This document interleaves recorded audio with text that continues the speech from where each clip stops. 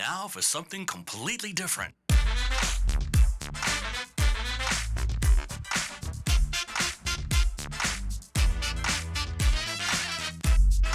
There are no safe spaces here. The truth shall make you free. So you want the truth, but can you handle the truth? And what did we learn? Well, here's another fine mess you've gotten us into. The Craig L. Hayes Show. Just thinking, where we talk about everything else. Well, hello, America. Family, friends, listeners all around this planet we call home. This is the Craig L. Hayes Show. Just thinking, where we talk about everything else. And that's because on this show we talk about everything else. We don't talk about, well, I'll tell you a little bit more of something. If you want to have another conversation on things, if you want to listen to conversations, I have 2 other podcasts. Let's just talk about that. First one I'm going to promote here is going to be It's Showtime, the Craig L. Hayes Show, where we talk about entertainment, whether it's movies or it's anything else. It's an entertainment podcast. And I also have one called Main Street, the Craig L. Hayes Show, where we just talk about everyday folks that work jobs all around the country and in the city, and we talk about what their life story basically, and they tell us what they do in the communities and how they live their lives. It's a history project, a little genealogy and history project that I've started up just recently. Anyway, folks, this one is about everything. This is the haberdashery of topics. Anything you can think of, we talk about it here. And usually it ends up being politics. Sometimes it's religion. Sometimes it's philosophy. It could be science. It could be whatever. Whatever strikes my fancy that day. Oh, I say. But folks, let's move on to something I want to talk about. And that is the UFC. The Ultimate Fighting Challenge or whatever they call it. Dana White's organization having a fight, a fight card or whatever you want to call it, at the White House. Usually I don't watch UFC. Not that I have anything opposed to people getting in there and fighting. Boxing I always thought was cool. MMA is okay. I've worked plenty of those shows when I was in Vegas, set up rings. I've set up all kinds of stuff, the lighting, the whole 9 yards for the fights and stuff. It's just not something that I'm into, but I'll tell you what, I watched it this time there at the White House, and I was blown away by the showmanship that was put on for the world to see. How awesome a fight or something could be put on to show the world in celebration of our 250th birthday, basically. Sometimes I say anniversary. We didn't marry anybody. We divorced. It should be a 250th divorce anniversary from England is what it should be. Anyhow, what an amazing thing. Each boxer was brought from a different room, each fighter was brought from a different room in the White House and taken through the White House. So you got to see all kinds of parts of the White House you normally didn't get to see. And they were always escorted by Medal of Honor and police and all kinds of really cool people. And as they walked by each military standing guard, they got a salute as the warriors that they are from the warriors that we send off into battle. It was just a huge tribute to how America can put on just the most amazing shows, the most amazing everything. And this president is the greatest showman ever. He knows how to put on a production and make it just the most incredible thing you've ever seen. How would you say? Oh, it's the most amazing thing you've ever seen. Yep, I agree with you this time. It is. I don't do a good Donald Trump. I'm sorry. I can do a few other people, but he's hard. Forrest Gump and a couple others I could do. But I'm not going to right now. But anyhow, I was just watching it, and the audience was basically military, and then the viewing party just down the street a little bit was another 80 or 100,000 people watching it on the big screen next door to it, and then the claw, the lighting, the lighting and video claw that had everything there. Dana White just went over the top on this one.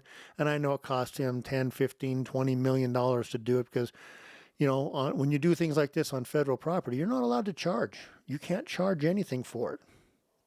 You can't even charge for the hot dog or the beer. You have to give that stuff away. And that's why the audience was loaded up with military people and such, because, and first responders and such. As a hat tip to them and a thank you to them, and friends of the president, friends of Dana White, friends of VIP. There was a lot of VIPs and stuff there, but still, that was just so amazing. And some of those fights were just amazingly brutal, especially that last one. Man, that poor guy from Spain. I think his eye socket is broken or something. That poor guy. He started off pretty strong, but man, that other guy came back and just hit him so many times so hard. I was just like, each one of those, he goes, ow. I even said, ow, a couple times, like, ow, that hurt. Because you can tell. Been in plenty of fights myself over the years, and you can tell when somebody took a real punch. And some of those were just mind-blowingly hard, but they were just good fights, and the patriotism around it, everything about it was just amazing. It couldn't have been a better time. It couldn't have been a better representation. And I am so grateful that Joe Biden and Kamala Harris were nowhere near the White House for our 250th anniversary, because I'm really scared of what would have been presented out there. It probably would have been, RuPaul's drag strip or whatever that show is that he has. A bunch of drag queens walking down and doing drag shows out on the White House lawn. That would have been the show that they would have been promoting, where this was, Americans and people all over the world fighting and doing such. So I'm so grateful that the 250th birthday of our nation came around and it wasn't a Democrat in there, because it made it so much better.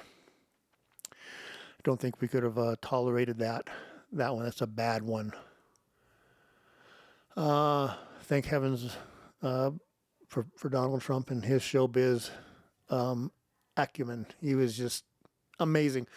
My hat's off to you. You're one of the greatest presidents ever, and you wanted to put on the greatest show in our Independence Day celebration you had, with 850,000 fireworks and bands and everything else, even when the weather was so bad and stuff. An amazing thing. It's just too bad that the Democrats decided to hate Donald Trump so much that they did nothing but talk bad about what was going on there in Washington, D.C. And some states wouldn't even participate and send anything as a celebration to their spot. That it was prepared for them to show off what goes on in their state, because they hate Donald Trump so much. This Trump derangement syndrome, it's true. You just hate the man so much more. Well, you actually hate the country. I get that. Democrats hate the United States of America. They hate the United States Constitution. They hate the Declaration of Independence. They hate our liberty. They hate our freedom. They hate our rights. They hate everything that has anything to do with it, because they want basically a country that just is controlled by them. But to not send anything for these big, huge celebrations, it's just disgraceful. You Democrats are disgraceful. You're not even American. And you should be ashamed that you're even part of it. And you liberal media that didn't even talk about all the amazing things that were going on in Washington, D.C. to celebrate our nation, because Donald Trump had something to do with it. You're the worst. You're the Praetorian Guards of the communist ideology, basically. And if you're a Democrat, you're nothing but a communist. So perhaps you shouldn't have participated, because you're not Americans anyway. Because Americans would love their country, even no matter who's in the White House, instead of hating the country because one man is in there. You're demented and you're pathetic. Go hard. But anyways, folks, it was amazing kickoff to that celebration. And if you get a chance, watch it, because it's one of the greatest presentations of stuff that goes on in America ever. And you should be proud of your country. You should show how proud you are to be an American. I know All Republicans were proud of it. I know us libertarians were very happy with it. Some of us probably recoiled a little bit at some of the expenses that were put out on some of this stuff. But you know what? It's 250th birthday. What do you want? You know, sometimes people overspend on birthdays. Heaven knows I have plenty of times. But at the same time, America is the greatest nation on the world has ever seen, which explains why Democrats want to destroy it. And we should be grateful to live in this country at this time and to be participants in what I would call the new wave of patriotism, fighting against the dark forces of Democrats, communism, and Islamists. Because that's where the fight's at now, folks. We have to stop the Islamists and the communists. You know, Democrats. So, anyhow, that's all I had to say. I didn't want to make a big, long post on this one because it wasn't anything of more than just be proud of, you know, who we are. You know, when that first shot rang out on April 19th, 1775 in Lexington, the War of Independence had started over a year before the Declaration had even been signed. Did you know that? Did you know that we were actually at war with England for over a year before we decided that enough is enough? We're just going to declare our independence and go our own separate way. True, you know, because you've heard of Bunker Hill, you've heard of Yorktown, you've heard in Lexington. These are wars and battles that were going on with England and us before anything even got started with the Declaration of Independence. So, anyhow, folks, thanks for listening. Happy Independence Day. We are 250 years old. I'm hoping that we survive another 50. And then after that, another 50. And if we're not careful and we lose our freedoms, we lose our liberties, rights, and such, and we let Democrats and Islamists have any power or control in this country, we won't have a country in 50 years. The fight is on, so go hard, fight them, confront them, be in their face, and don't let them get away with anything because they're not really true Americans. Even though they have a birth certificate that says they are, they're not. Anyways, there you go, folks. Enjoy, and we'll get back to you as soon as possible. You've been listening to the Craig L. Hayes Show. Just thinking.